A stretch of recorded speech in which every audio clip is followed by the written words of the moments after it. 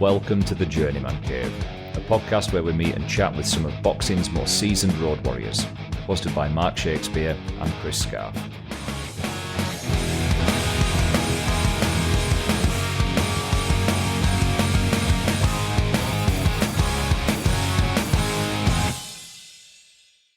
Welcome back to the Journeyman Cave, everybody. This is round 57. With me, as always, Mr. Mark Shakespeare. How are you doing? Yeah, spot on, mate. I'm looking forward to this one. A bit of local talent we've got on today, mate, haven't we? Me as well. We've been after this guy for a while. Yeah, we've got the big man himself. Well, not so big man himself now, after early on this episode, after losing 70.5 stone. The one and only Neil Kirkwood. Yeah, he were great. I really enjoyed it. Yeah, like you said, a little bit, before our time for knowing all the boxers. We were a bit young then. What a career he had.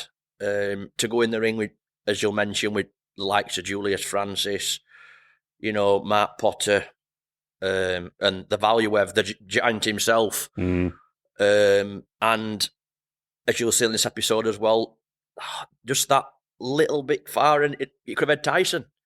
Them sliding doors moments, innit? It most certainly is, mate. But it's been in the making for 6 months, this episode, but it's been on and off. Neil's been busy, we've been busy, but it's worked out, didn't it, this? It's worth Perfect. the wait. It's worth the wait. Definitely.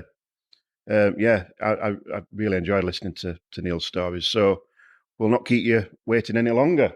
Let's go and have a chat with Neil Kirkwood. That'll do.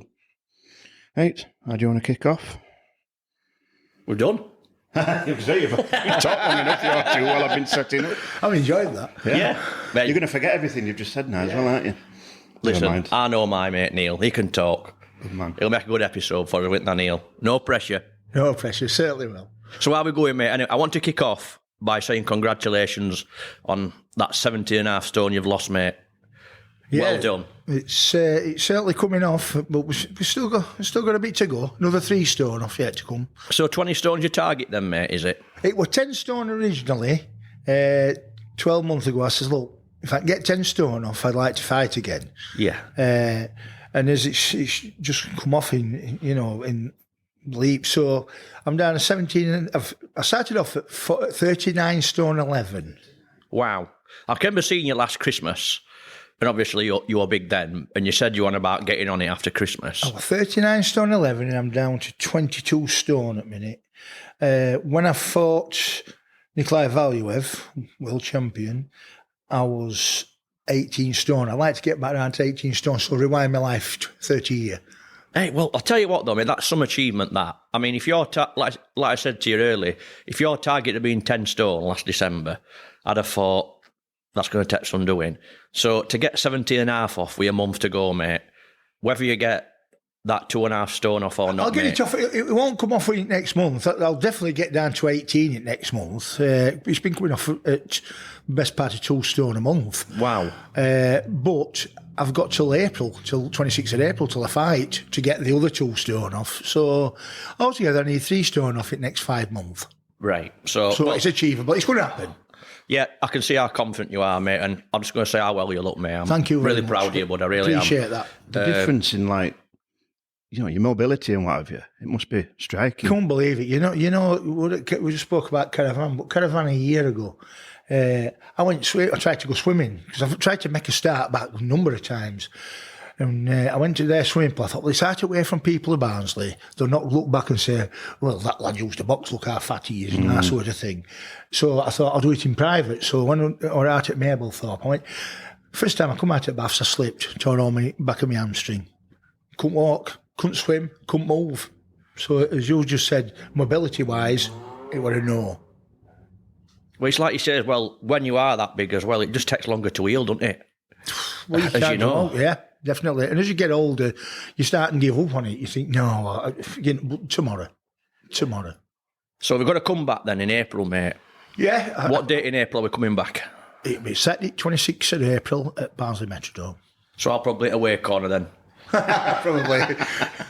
Nice plug there, Shecky. Yeah, I'm sure we'll get some. I'm sure I'll be in corner with somebody at away corner, mate. I thought you meant fighting. Oh, no chance. I'd like to see that. Listen, that would be, well, the one thing for sure, he'd definitely keep his KA record up for his in that way. But yeah, it's great to have you on, Neil. Anyway, I've been wanting this interview for a long time. I know you've been busy. Like I said, you've got your own gym now, haven't you, mate? Yeah, I'm down at Oil Mill, NK Promotions, boxing gym. White collar boxing. Somewhere in between amateur and pro, I like to think. So you've got some of your pros that's been there, but didn't want to pack in, but on the way back down. So you hit them at middle, and someone's had to go at amateur, not quite made the pro, but jumped on white collar, and some beginners that's just want to have a go. Well, there's one thing for sure, mate. I mean, you do about 4 or 5 shows a year, don't you? I do 3 at a minute, but I between 3 and 4. Yeah, and every time we've been, they've been absolute sellouts, mate. And, you know, I recommend it to anybody, to be quite honest. I try to do just not just a boxing show. I try to make it a nice entertainment. So basically, I look at it like if I'd have made it big time pro, like you watch on TV with fireworks and singing and dancing. I mean, you know, like you're watching Rocky IV, and I try to make it something like that. So it's nice entertainment, not just boxing. So I always put a singer on, I always put some dancing. Try and get a couple of celebrities from that boxing. Like we've had Joe Egan, we've had Robin Reed as referee, world champion. We've had Jim Witherspoon. What else we had? We've had Steve Collins. Me and Scarfe. all celebrities, all big timers. He dodged that one well, didn't he? He did, didn't he? He just looked at me in disgrace. If you could just see that now, listeners, it'd be disgraceful. I slipped that one. So you've got one this December coming up, haven't you? Got one on December 14th. I think we've got 14 fights on. Wow. A Christmas special. Christmas special. Any celebrities coming to that one, mate? No, we've just had one 2 months ago. And we had big Joe Egan. He seems to be in news all the time at the minute. With his argument with Tyson Fury's dad, John Fury. And I think they're on about putting him in Big Brother, and he's done a bit on Big Brother and Celebrity Get Me Out of Here. I don't know what I was about to say. I can imagine Big Joe in there, that knows. Well, I think it's been put to him. When I spoke to him the other week, he were trying to get it next series of Peaky Blinders, because he's from Birmingham and he's filmed there. So, but it's such a nice bloke. Time for everybody. Yeah, I've heard about that as well with him, mate. Gentleman. Well, he's going to be doing my corner. Is he? On my April show, so I've asked him to do my corner. He said it'd be... The fancy John Fury, like? Well, he were boxing when I were boxing. I know he was. And he never fought for Central Area title. Never won it, did he, like thee, mate? So we'll get on to that, mate. So anyway, like we said, great to see you. 14 fights as a pro, mate. And I'll tell you what, in them 14 fights, mate, it were a cracking record. You know what I mean? You said you never got knocked out, mate. I didn't get knocked out. I got stopped. Yeah. On your feet all the time, or? Yeah. My style of boxing more, defence and keeping at distance and using straight shots, which suited me. And most people who I fought weren't as tall as me, so I got away with that one. But I weren't best boxer in the world. I would have tried it. I'd have a go. I don't class myself as a journeyman. I never set off never set off to be a journeyman. Set off wanted to win a world title like every boxer does. Everybody gets in there. That's what they want to do. Everybody makes a start. We've all seen Rocky films. We've all got motivation. We've all inspired by different boxers along the way, different fighters. And I believed in myself. I wanted to do it. I had started off with Fred Gummerson. Yeah, he gets a lot of mentions around this, does Fred. Amateur Boxing Club. Hard and Fast, they renamed it. But it were Grindthorpe Miners Welfare Boxing Club originally. And I had 30 fights with Fred and won 29 amateur. That's some record. And I lost to Denzel Brown. Denzel Brown? We're going to put him on blacklist. No, he's doing all right, Denzel's promoting himself now, isn't he? Yeah, he's doing really well. I mean, he did well as a boxer as well. He boxed alongside Henry Wharton. Yes. From Leeds, from Birmingham Tufts he was. And I boxed him amateur and in ABAs, and I lost to him. And then I went on to, like I say, I had 30 amateur, won 29, and then Sean Doyle approached me, who were local boxer back in the 60s in Barnsley. Were well known, he runs security around here. And he said, look, I think we can get a British title out here at least. So I signed pro with him and promoted by Frank Maloney, who at that time was Lennox Lewis's manager. So I did have people believing in me. and had a great following as well. You did a massive following, didn't you, at the time? I mean, like... They love a ticket seller, don't they? Oh, God, yeah, God. That's a sad reality, though, of the sport, isn't it? The sad reality of sport is you could have somebody who's an absolute world beater, you know what I mean, nailed on British/European title on his name, but he can't sell, you know what I mean, he couldn't sell a taxi. And then you've got a local guy who's just probably going to be there for 10 fights or so, but he can sell 5 or 6 coachfuls. They're going to take him, aren't they? It's sad. It is, but that's also the beauty of boxing. That's the other side of it as well, because, you know, you might be selling all them tickets, but it's your promoters and your managers, well, not so much managers, your promoters or your money men that's making that. You're not getting it. Yeah. So as popular as you are, but then again, there's always that one that don't sell tickets that does come through and end up, you know, winning world titles. And that's what you want to see, innit? They deserve it, don't they? You know, if you're best and you put time in and effort, and that person that goes for them runs and gets up at 4 o'clock in the morning when everybody else is in bed and puts that effort in, he shouldn't really be having to sell tickets. People should get behind them and, you know, help promote them themselves. But people should be buying it when they see that in them and they're putting extra effort in and they're going that extra mile. Whereas, you know, promoters are just looking at, well, he can sell a few tickets, we'll stick him on with him, and we'll stick it, and they're making the careers for them. But when they have to fight, when they do get to the top, you know, it's that one that's the quiet one that we're getting up every morning and doing them runs that's going to achieve and win the titles, isn't it? It is, but like I said, that's what it comes down to sponsorship as well, isn't it, mate, this day and age?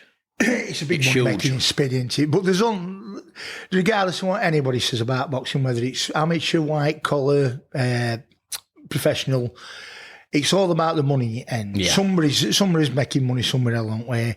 And, you know, your boxer at the end of journey, he's going to come out with something, and it's not always, it doesn't always work. Like, I wish there's a sad side. It is sad to see, mate, but that, you know what I mean? But like, we'll leave that on the end, mate, and we're going to get into your career now, mate. Like we said, 14 fights, 6 wins, 8 losses. We're going to start from the beginning. Can be a debut? Gary Williams. Correct, mate, correct. And was that at Cleethorpes, Lincoln Drill Hall, was it? Quite a few of your first few were Cleethorpes, Lincoln, mate, before you come back to your hometown, weren't they? Yeah, it was... so how did that come about then, mate, your first one?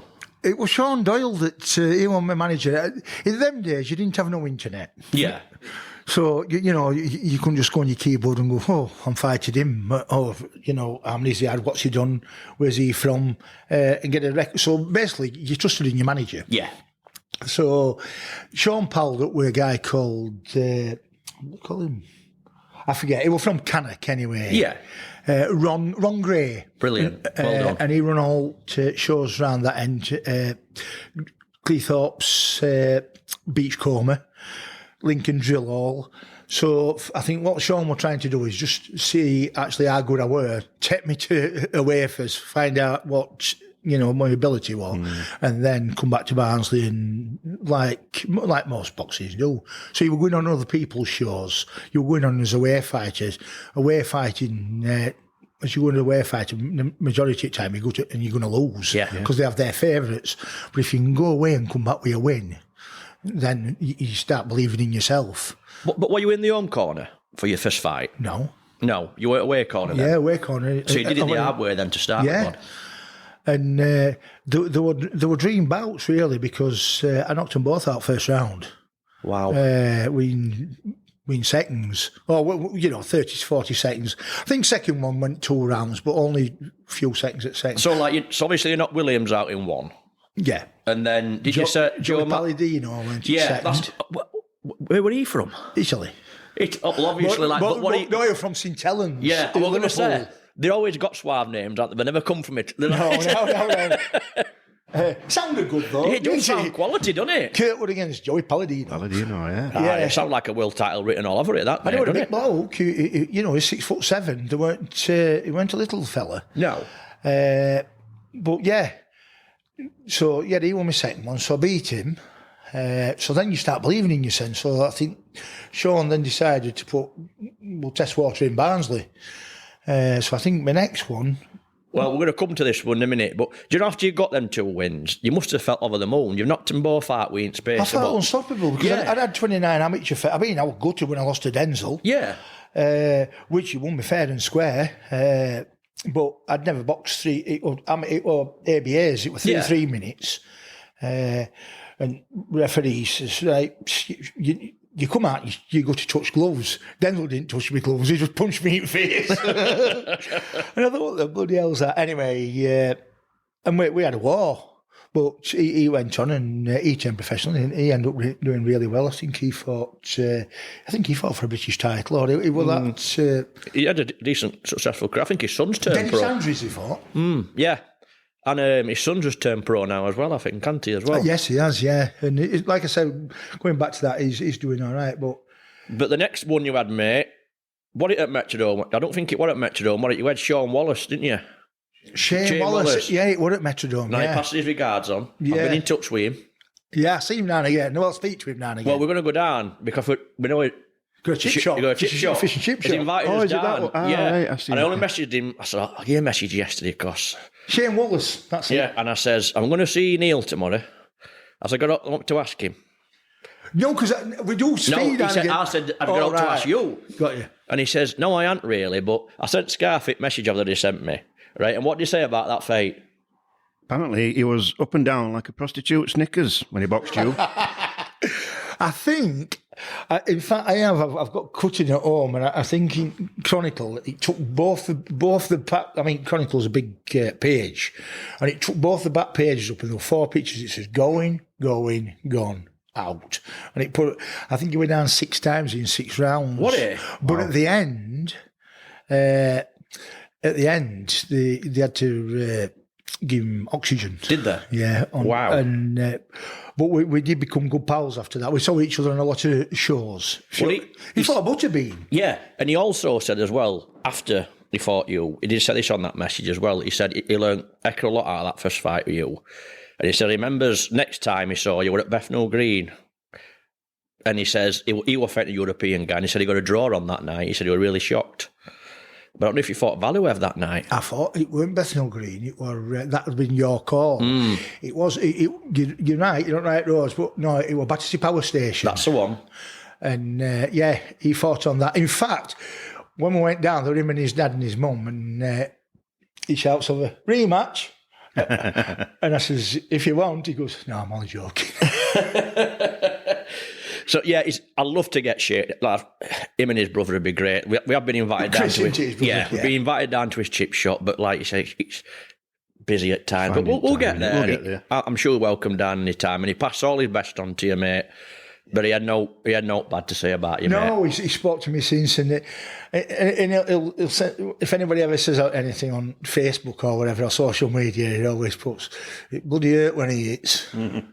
I can imagine it did, mate, because you could bang, mate. So like you said, you've had 3 fights, right? And then we come home, don't we, to Metrodome. No, that what Metrodome. Yeah, we come back for the central area. Yeah. I mean... After 3 fights. After 3 fights. Now, I can't many more record. I mean, come on, how many people need 3 fights? Well, the others say you have between 8 and 10 fights before you fight for you get a chance of fighting for the central area. Now, if you look at lads who fought for it before me, well, Neil Malpass, Michael Murray from Manchester, and I think then Gaffney won it, and then I took Gaffney on. What do you reckon to Carl?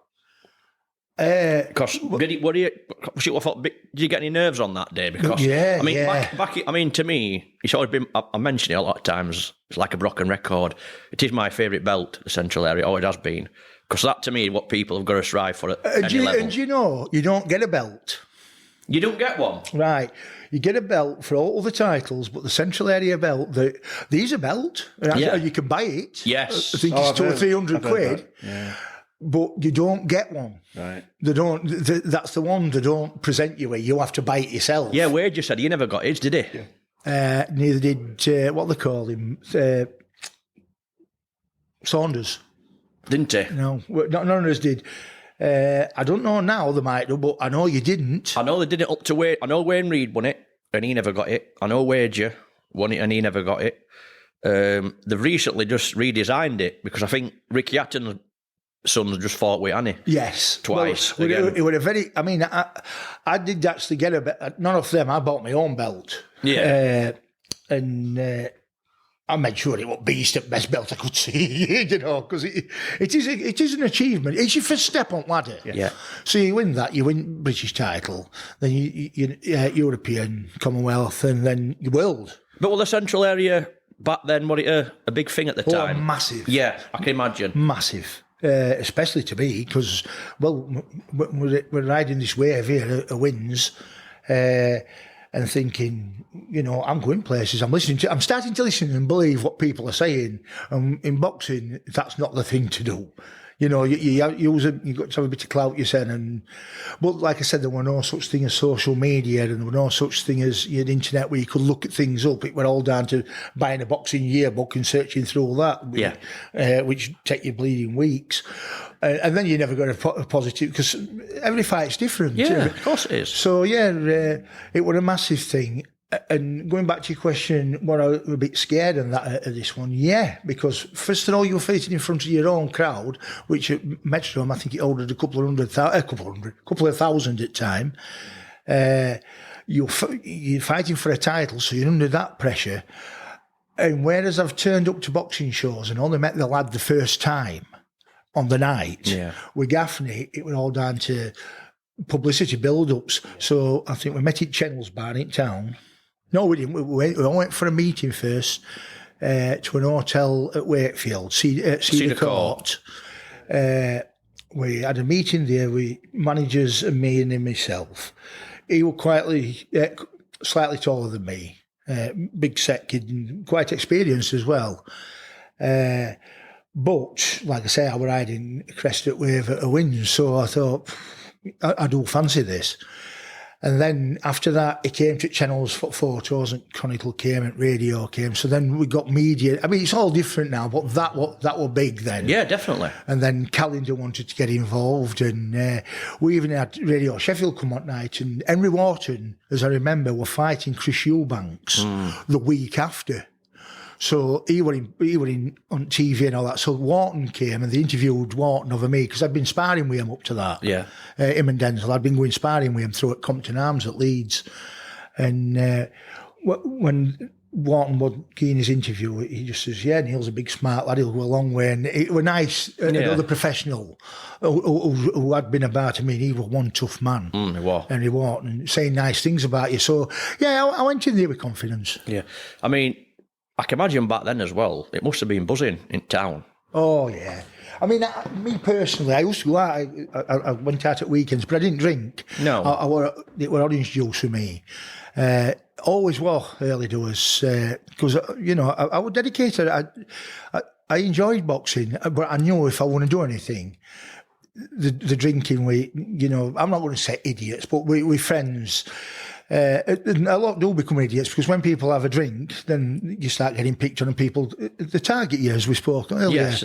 you go out and then somebody will have a few beers and then they want to fight you, and all of a sudden, well, I could fight him at school, so I can beat him now. Yeah. And it's up to you to, you're professional. You've got to conduct yourself, and you've got to walk away from it. And people laugh. And make fun at time, and it's hard for you to walk away. But you've got to conduct yourself properly. What year was this? So we're talking 30 years ago. I'll have been 20. I turned pro at 22. I started boxing at 8. I didn't start boxing until I was 18, 19, and I had 30 fights within 3 years. And then I think it was about 23, 24. I turned pro. So when I fought for title, it had been 95-ish. I thought 95 rung a bell to me. I haven't wrote it down, but when I look at your record, 95 rings a bell to me. Valuev were 95, so it'll have been 94 I turned pro. Yeah. So like I said, back then, there's not many around apart from probably Chris Saunders won British title around that area, didn't he? Where is he these days, Chris Saunders? Well, he lives at Ireland, or he did live at Ireland. I ain't spoke to him for a while, but we used to catch up at Metrodome and speak. And when I first started doing white collar shows up there, Chris come as my guest. Yeah, that's good. Because like I said, what you both did for town back then, There weren't many people around then, mate. You should be proud of yourselves for that. So we moved past Central area, mate, crested a wave. Where's Julius Francis turn up from, man? Where's this come from? Oh, he gets a phone call off a guy called Frank Maloney at that time, Lennox Lewis's manager. Yeah. Were really popular. So you've heard of Don King, you've heard of Frank Warren's, Eddie Hearn. Maloney were about one of the big ones around that Maloney time. was the wasn't he? biggest because he got Lennox Lewis, who was heavyweight champion at World. And he was pals with Don King. Yeah. So they'd rung Sean Doyle. Sean had got in touch with him because he was managing my career. And he just says, right, you're fighting down London next week. And he says, but, you know, this is where it all happens, London. This is what we want. We've had these up here. We're getting a, you know, unbeaten record. Let's go down and knock this Julius Francis. So, well, again, you couldn't check him out. I'd never heard. I just went with, like I'd always done, all the way through my boxing career. Wherever my manager said I was fighting, I turned up and fought. Yeah. And for me, that's where to do it. Nowadays, there's too much finding out and you know, people crying over all the fighting. He's had so many fights. He's a stone every or a bit like, you know, you just went and got on with it.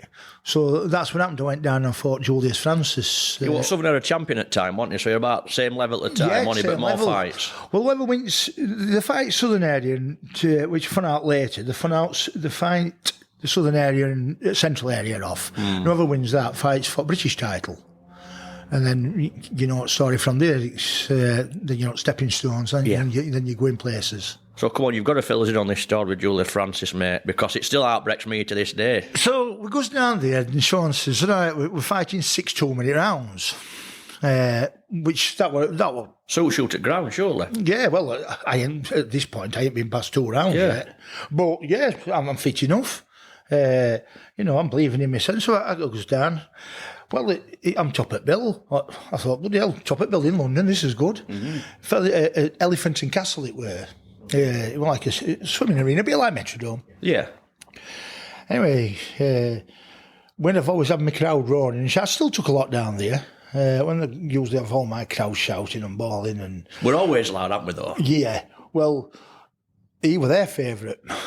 So we fights. It was a 6 2-minute rounds. I thought I did one. I thought I'd won, but not taking no to work. And I thought I'd won. Sean Dale jumped in ring, put my hand up. We thought we won it. Frank Maloney, he didn't nod from the corner, shook and he says, "There's 2 more rounds. This is an 8 round, not a 6 2s." And it been 3s I've been doing, not 2s. And when you do look it up, it is 8 3s for that title. Yeah. Didn't know we were fighting for that title. You know, we're both title holders, but it was just a fight, so we took it at 6 2s. Julius stopped me then. So you've gone from 6, absolutely knackered. You thought, I've done this. I put everything in. I said, last 30 seconds, I got stuck in. Julius has spit his gum shield out 3 times, and that says a lot, doesn't it? Well, in them days, you spit gum shield out 3 times, they stopped fight. Did they? Yeah. They write that out now, but that were a rule. Right. Well, I mean, it wasn't fair and square. I'm just telling you that I saw it at the time, and it was gutting because it was the first fight I lost. Yeah. Heartbreaking. It's a long way back to Barnsley we lost. And me and my dad, and because my dad come everywhere to watch me and my dad, Sean Doyle and Sean Doyle's son in car on the way home. It was a quiet journey home. Especially when it's being grasped from you and you think you've got that victory. Yeah, but afterwards... This is what's going to heartbreak everybody. Come on. So afterwards, Frank Maloney came to see me in changing room. He says, well, fantastic fight. Well, obviously we're their favourite. They've got planned, they've backed him with money. This is... sorry about that. Well, I know what you're coming to, but I says... I says, I'm gutted. I didn't think, and Sean saying, well, I didn't think he'd win it. He says, don't worry, because on your next one, he says, we'll get you back on your winning ways. You know, we've got a couple of Puerto Ricans coming, we'll get you back down here. He says, I don't want to manage you, but he said, I want to promote you. He says, you're fantastic to promote. He says, you're a nice guy. Everybody likes you. You're presentable. So I says, brilliant. So I went away. Next day, it was announced Julius Francis's next fight. He was fighting Mike Tyson. Oh. Wow. How close. Yeah. How close is that, mate? So I think that night I got paid about 1,800 to 2,000 quid.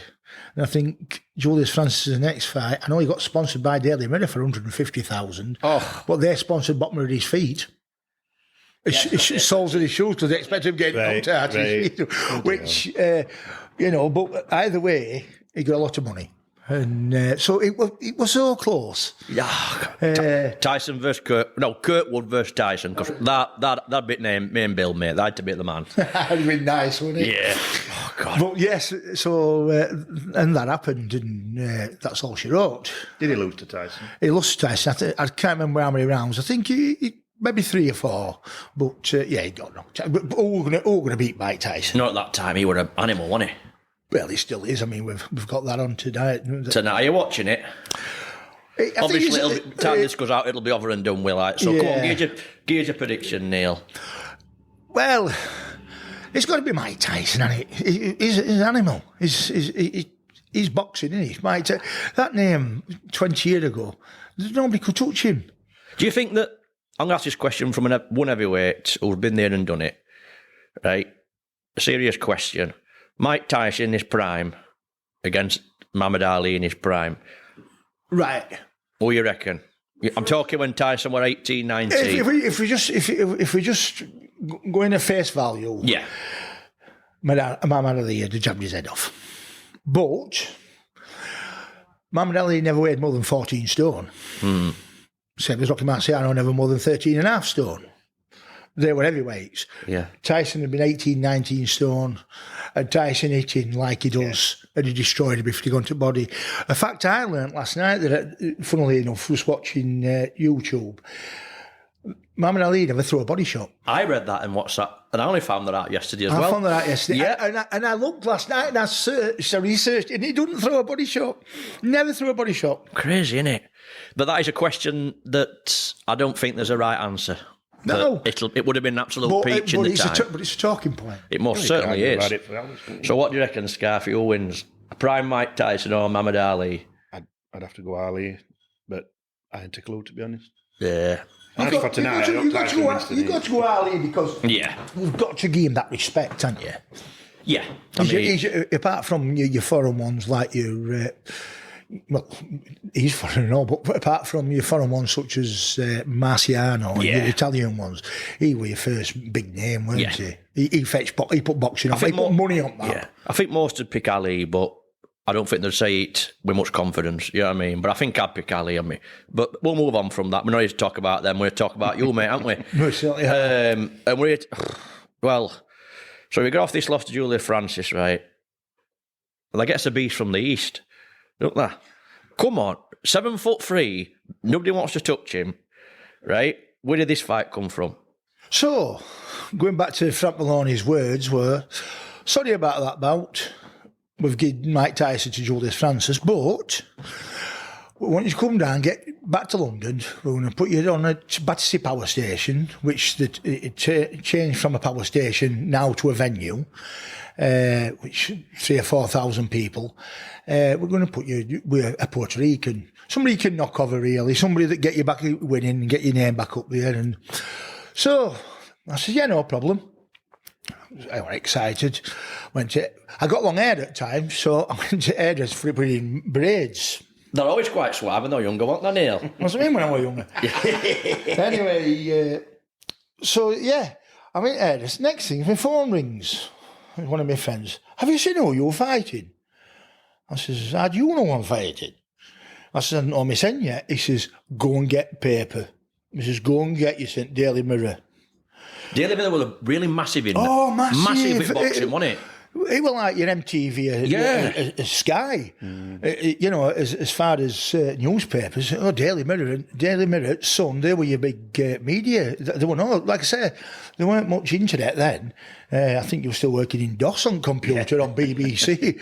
Anyway, long story short, last hour doing my hair, she sent somebody for newspaper. When they come back, there's this guy. He's 7'3", 27. Well, he broke scales at 24, 23 broke stone. The scales. He broke one of the scales. They called him a name like something.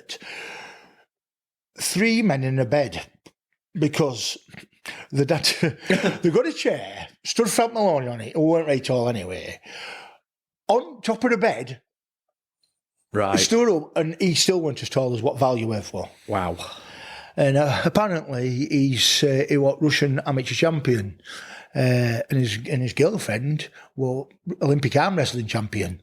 So, and apparently into wild animals and beasts in his spare time. So he come with the name The Beast from the East. Couldn't speak a word of English. 7'3", 27 stone. So of course your heart drops. But then again, Frank Maloney, why would I not listen to him? Yeah. You know, he's been so apologetic over Julius Francis. And, well, in this Valuev's corner, there's Donkey. Is it paper with him? So one night, so when I get there, he come into the changing room with Julius Francis. Oh, sorry, on the way down, driving down to London, in Sean's car, we've got Daily Mirror rung up for an interview. We've got Sun. I think it was sponsored by Sunday Times. So I'm getting interviews out on the phone, but I've spoke to my manager, I've spoke to Maloney, they've all reassured me. The only thing I've got to worry about is when I knock him out, if he breaks canvas, if he breaks floor, I've got it to pay for. I've sold 5 coaches. Wow. Tickets. So that's 52-seater coaches, all on the way down to London. Now, I normally, with heavyweight, always fight at the end of the show. Yeah, heavyweights always fight at back end. They decided to put me on at 7:30 because it was live on Eurosport. Yeah. Which, I mean, I did to alt glamour. I'm on TV. You know what I mean? What makes it on TV at that, at my age, that point of your career, only people you're seeing on TV in them days is Frank Bruno, Lennox Lewis, Herbie Hyde, all your top boxers. So all I'm trying to say is my crowd never got there because they were coming after work. They rung me on Sunday and I fought him on Tuesday. I only had 3 days to prepare for it. Week as well. Yeah. Fought him on Tuesday and they rung me on Sunday, so I had 3 days to prepare. I was always quite fit anyway, so that weren't a problem. But I didn't know I was fighting him till day. And then when I got there and it was 7:30 and I was fighting, lads were all jumping out at coach and going in pubs and watching it all around London. So you didn't have quite there was still a few there, but you didn't have quite the support. But the tritabilities like your Drago versus Rocky. Yeah. Because I used to have a song that came out to my music, used to be Holding Out for Hero by Bonnie Tyler. They said, scrap that, you're not having that. This is what we want you coming out to is Rule Britannia. We'll have him with Russian national anthem.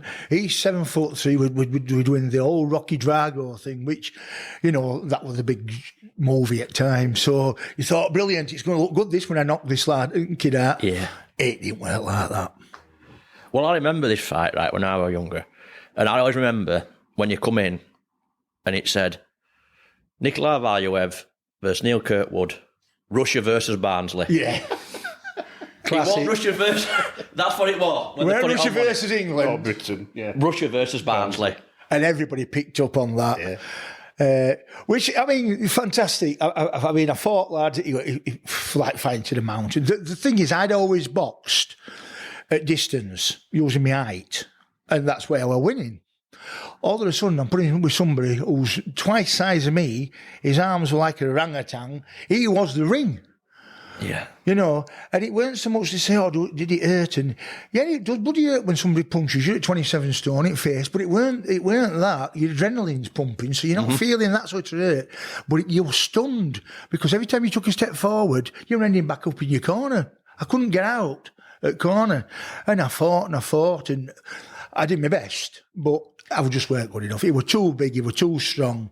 And, he went on to win world heavyweight title. He won WBA world title, didn't he? He fought Evander Holyfield and beat him, which Mike Tyson didn't do that. So I'm not saying he was best heavyweight. He did lose to David A in end. Yeah. But still, David A, he was big time at his time, and he still went distance with Valuev, and it was only a bit of a wobble that he gave him at end. He did. So that was my fight with Valuev, but even to today, 30 years on, it's what people stop me in the street. I can't go anywhere without people stopping me and asking about that fight, which, so that's your little claim to fame, if you like. Yeah, something to be really proud on that, mate. Well done. But so after this then, did Sean get you back on at Barnsley? Yeah, back on at Barnsley. I think it was a lad, what did it called, Steve Davis or something? Johnny Davis. Johnny Davis. Well, that just like, did he say to you, come on, I've got you a show in Barnsley? Or no, it was back to, your promoters will only earn money on their own shows. Yeah. You know, and Sean's laying out for you going down. Well, obviously they'll be claiming his expenses, and that's all down to you. I didn't know how to buy it all like that. Not many fighters do, though, do they? I had to clue what was going off. You know, I just fought, got a wage, and that was me done. Sean was my sponsor, so he made sure my gym fees and everything were paid. I was quite happy. I ain't no complaints. But it went back to Barnsley. We've had a bit of limelight now. We've fought on TV. We fought Julius Francis, who went on to beat Mike Tyson. Now it was back to grind, start again. I'm still Central Area champion. Yeah. I ain't lost my title. I'm still got my foot on that ladder. I'm still believing myself. I'm still ready to go. So I think that Johnny Davidson, I think that were an easy win. And well, yeah, I think he was 0-10 him. You know, Johnny Davidson. Morning. But were your belt on the line that night? It's always on line. Yeah. I'm not mistaken, but I think he might have been. You know, but like you said, so you sparked him out, mate, didn't you? And did you fight Lennox Williams? Well, Sean, after the Julius Francis fight, he weren't my manager no more. It got passed over to Keith Tate and Trev Schofield. Yeah. And it was Keith Tate who got me to fight with Valuev as it happened. Yeah. Thinking back. And then when I came back, Keith couldn't forgive his son.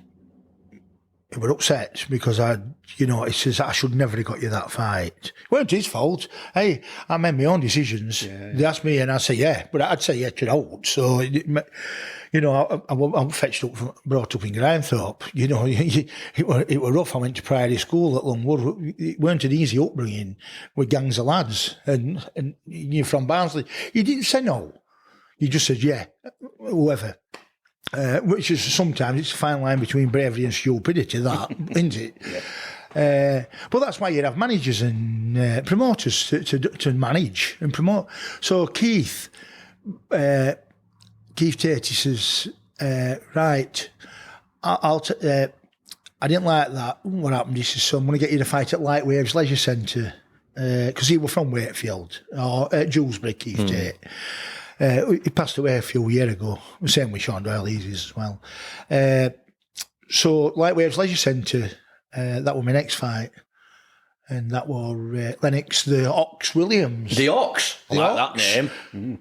What are you, powerhouse? Yeah.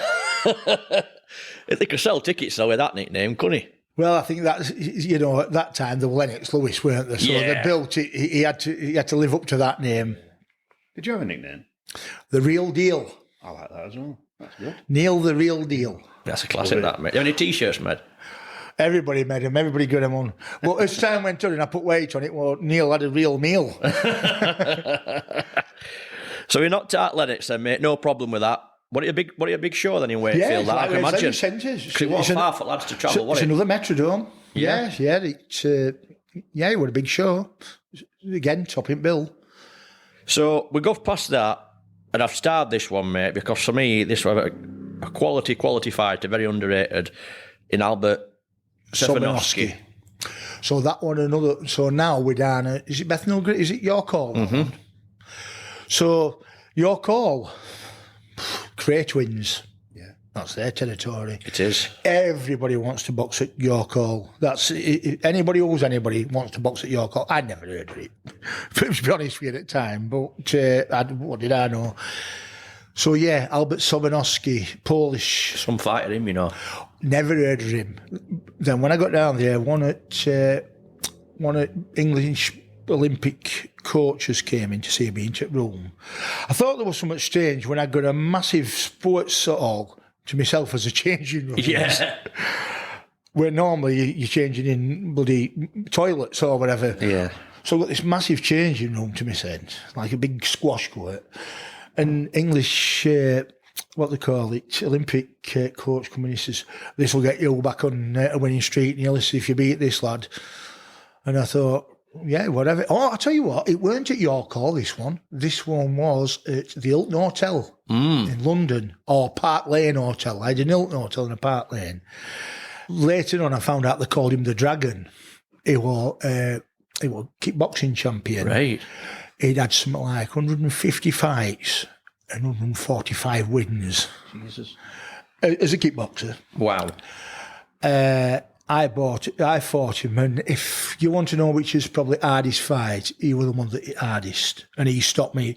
I think it was first or second round. I didn't know what it hit me. Didn't knock me out, but it was enough for the referee to say that was it. And you know what? I was glad he did. Yeah. And then he went on to fight Klitschko in his I think he European champion. European champion. Never got the world, I don't think, but didn't get the. But that's no mean feat, mate. There were some good people around.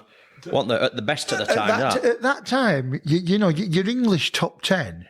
I mean, I was once ranked as 8th. I don't know how I was ranked at 8th. It must have been because it's Central Area title. But you got Lennox Lewis, your number 1. You got Frank Bologna, your number 2. You got Herbie Hyde. Yeah. And then you got your Michael Murray, which I won his title, didn't I? Because he was Central Area champion. I can't think. Probably Julius Francis. Julius Francis, he was there. A lot of them that I'd fought, I think I must have fought top 6. Oh, yeah. Out of 8 that I lost. And then I think I'm going to come on to Mark Krenz. Yeah, twice, mate. The only time not happened. We got points, mate. We saw the final bell in both, didn't we? Lovely kid. Yeah. Tall, thin, cruiserweight. Too fast for me. ABA champion. Were you a lot lighter than you? Yeah, good fights though. Good fights. He was ABA champion, which I lost to Denzel Swan. Never made it to ABA finals. I went ABA novice finals. Yeah. I was novice champion. That were at Cutler's Hall at Sheffield, but it was never the Albert Hall at London where Krentz went to win. Good fighter, wasn't he? Lovely fighter. Fit, very fit. And it was, I mean, I've never been hurt, but I've been punched in the face and it's hurt and it stopped me. But he body shot. He caught me with a body shot. Right. I went down. Is it the first fight or the second? First fight. I went down to one knee, got my breath. Tried to go on and I couldn't. So the referee stopped that. And then I think it went distance. I think they both went distance. Yeah, they both went distance, mate. Yeah. And then other one was at your call. And again, lost on points. Again, it was just a better fighter than me. Yeah. Again, Mark, I was never the best boxer. Confidence to be. If it were in confidence, I would have been. I'd have been a world champion. But no, I was never the best boxer. I didn't have that ability. I can remember him winning English title against John McDermott. Right, another nice kid. Yeah, I met down in London, and I still believe I bet Fury on that first time. Julius Francis fight when I met John McDermott, and he approached me and he says, "We'll be meeting each other soon." Yeah, well, I suppose round about that, because when you fought, it just started. Yeah, but when you fought Mark, you only had one fight in between, didn't you? Against someone called Paul Horek, was it, or something like that. Patricia Horek, were you Polish or something? Yes. Fight should have never. It was one of them.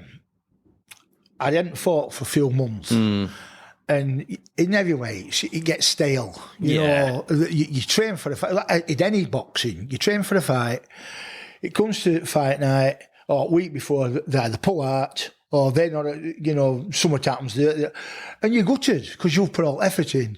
And it was one of them, I just took it. I underestimated it. Can you beat me? Yeah. It wasn't all special. But he beat me. I was starting to lose heart. Yeah. By then, the run of unbeaten run had gone. I still got my title, so I was still thinking, I'm still champion. There's still a chance here. Yeah. But I was taking fights just basically for money, not to be paid off for them. Just I need something to manage me. I've got to live. You say you're not working then? I'm not working. No, I was sponsored by Sean. Sean used to make sure I was okay, but that regular wage, you depended on your boxing money. It's like you said at that time. I mean, when that losing streak started, we had Valuev, we had Francis, we had Mark Cringe, didn't we? We had Albert Somanowski, which were the hardest fight I've ever had. It must have been hard because these are all tough, hard guys. But I never heard of them. So to me, they weren't. To me, they were just another bloke in another corner. But you're young at that time, aren't you? But afterwards, when people come up to you, although you are fighting, you're not stupid. Afterwards, when people come and say, well, he has done this. So why didn't you tell me that before? Yeah. I just still probably took fight, but at least you'd have gone in there and thinking to me, saying, I'm not going to take it easy. Yeah, you were a warrior, mate. And what Absolute cracking record, mate. So, second fight you lost to 1 point as well, didn't you, to Mark then? Yeah. Any difference? Exactly the same? No, just too fast? it was just a nice, sharp boxer, and I gave as good as we took. He only lost on points. Yeah. They're only majority decisions, so it could have been anybody's. And like you said, could have gone I either way lost again. first one, so I thought, I'll take second because I beat him this time. Yeah. But I didn't. But like you said, I mean, and then we're going to Mark Potter. Never, God rest his soul. Yeah, because he died. What did it last a couple of years ago? Yeah, with cancer, bless. But another tough fighter, All mate. for Danny Williams. Where broken arm, then Williams come back to beat him. He didn't win that fight. That was a British title. Yeah, Williams dislocated his shoulder, didn't he? Well, like, his arm was like this, wasn't it, on his sleeve? Potter kept pointing to the referee and saying, please stop it. I cannot punch him anymore because I'm going to kill him. Yeah, and then Williams caught him and knocked him out. And knocked his back out. So... That, unfortunately, he shouldn't be remembered for that, though, should he? No. Because he were actually quite a good fighter, wasn't he? Very good fighter, and went on to be cage fighting, bare knuckle fight. I think he fought that Biss Sping. And, he was a bastard. Pardon swearing. And then he went on to do white collar, managing white collar. I spoke to him since, or I did speak to him since. But yes, Mark Potter, another name, another one in top 10. Exactly. I mean, there's some quality fighters, mate. These are British title and European champions, British champions, European champions, and going on to win world titles. You know, this is not that lad from Grindthorpe in Barnsley that, you know, could fight a bit at school but weren't so clever, you know, at boxing. What a record, mate. When he knocked you out, mate, what happened? Just standing on your feet or... Oh, Potter. Stop me, he didn't knock me out. Yeah. It's the actual video somewhere, it's on YouTube. And in fact, I was looking at it the other week and I thought, bloody hell, I'm quite thin there. I was bouncing about and I've got this big dangly hair bouncing in me. Just caught me one, or a couple, put my hands up, referee jumped in and stopped it. Yeah, fair stoppage then, would you say? Yeah. Or, yeah. I've never lost a fight that hasn't been fair. Yeah. I don't cry about it. Whatever I've lost, I just weren't good enough. Again, I was a tryer. Yeah. My heart was there, but I just didn't have ability. These people, you have to be, how can I say this? If you're down London and you're in the thick of it, Yeah. and you know, because it's rough down there as well, and you're in the thick of it, and these are tough guys, plus they've got backing off right people. You're not fighting at Metrodome, you're fighting at Park Lane hotels, Hilton hotels, they're turning up in big Rolls Royces, and you've got Don Kings and, you know, whoever's on their arm that night, you know, you might have a Tyson roll up or a Witherspoon or whoever else. These are serious men you're fighting. These are going to earn serious money and become serious names in boxing. You know, up there with like your Muhammad Ali's and your Mike Tyson's, your Lennox Lewis's. I mean, for God's sake, I was promoted by Frank Maloney with Lennox Lewis's. Lennox Lewis were turning up at my fights. David A. Yeah. David A. turned up at my Valuev fight, and they interviewed him afterwards when he was fighting Valuev. And he actually said in an interview where he said, I couldn't believe it. He says, I was only 12, 13-year-old, he says, and this lad from Barnsley, this Neil Kirkwood, turned up. And I thought, don't get in there, nobody can fight him. Get out. And he says, he was screaming at me to get out. This was David A. And obviously he went on to beat him. But, so you have to be from down. For me, you have to be thick in it. We didn't know enough about managing, and my managers, my promoters, they all did the best. But again, when you've got your Maloney's, your Barry Earns, your Frank Warrens, they've got it all sewn up, haven't they? They have, mate, yeah. And then we had his final swan song at your call, mate. Cracking place to finish your career against another up-and-comer at the time who really went on to do well. Better than people thought, I think, in the end, in Matt Skelton. Matt Skelton, another come from kickboxing background. He did come from kickboxing, didn't he? Another kickboxing background. I lost to Matt Skelton, and I lost to him, I do not know. Oh, right. Because he wasn't a big hitter. I think there were a lot going off at the time. You see, what people don't know is when you get stopped, you have to have 30 days off. Yeah. And what had happened is I wasn't supposed to fight Mark Krentz. Mark Crence's opponent pulled out, so they said, "Do you want to fight?" And my manager says, "Yeah, Neil will fight him." But the thing is, if you lose or you get stopped or or you get knocked out, you have to have 30 days off in between. Or you get fined by Boxing Body Control. Now, they'd already promised me Skelton, and it was a decent payday. I can't remember what it was. But it must have been a decent payday, because he was like quite on Sky Sports, wasn't he? Yeah, it was a decent pay. It probably most had ever got with paydays. I can't remember what it was. Probably about £5,000 or £6,000. But there's one for Crence here. I think it was something like £1,100 week before. But I says, look, if I get stopped, I'll lose out on that. So they says, well, we'll pay you double.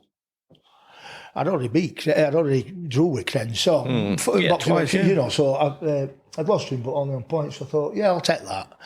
And when I lost, and they told me I couldn't fight Skelton, but my manager said he spoke to Boxing Body Control, and they said it were fine. Or he spoke to one of the officials, and they squared it. Yeah.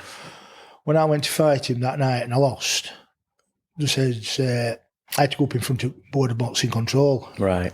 And they said to me, I got fined, and they stopped me from boxing for so many months. By that time, I'd had enough losses. I was getting fed up. They were telling you one thing, but Board of Control were doing another. Official, no disrespect to them, no disrespect to anybody in boxing, and these people, but they were all really senior in age officials at Boxing Body Control.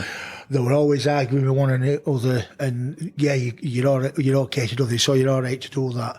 When things didn't work out for them, then you were up in front of Board of Control. And I remember going up with Trev Schofield in front of a panel at Sheffield. Brendan Ingle were running panel, and 25 people, officials. And we stood there like two big school kids and got told off. Yeah. You shouldn't have fought for this, you shouldn't have fought for that. I said, hey, I just didn't turn up and fight. I don't know what rules, I don't know what they call it, all, who makes all decisions. I've just turned up and fought. Now you're penalising me, saying I can't fight for so many months. And then they started looking at my record and said, well, you've lost your last so-and-so, why have you lost these? I said, because of the bloody good fighters. Are you sure it's not, you're just not journeying? I says, no, I've still got belts on her. Nobody ever challenged me for it. And as far as I know, up to being, I don't think it's even been fought for up to about 5 or 6 years ago. So as far as I was concerned, I still had it. But when I got put in front of officials, me and Trev, Brendan Ingle said that night that basically they were taking belt off me, because you've always got to have a belt, you've always got to be able to defend it. But if you're suspended for 3 months, how can you suspend it? How can you defend it? So I went and bought myself one. So that's where my story stops. As far as, but it's an absolute amazing journey, Neil. You know what I mean? And I'm honoured to be here with you and see that someone from Barnsley has done that and been all the way around and fought all these great heavyweights. Well, I really appreciate that, and it means a lot coming from such as yourself, Mark, because you're speaking with different boxers from different walks of life all the time, and you've spoken to champions, so just having your words, it means a lot to me. Yeah, good. So you should be very proud of that, mate. And I think we can wrap it up there. And just say very thank you for coming, mate. Much appreciated, and I wish you all the best for them. That 2 see you at a show sometime. Yeah. Well, you'll see me April 26, Barnsley Metrodome. Yeah, but I'm not being away corner and fighting thee. All right, mate. All the best, buddy. Thank you very much. See you later. Thank you.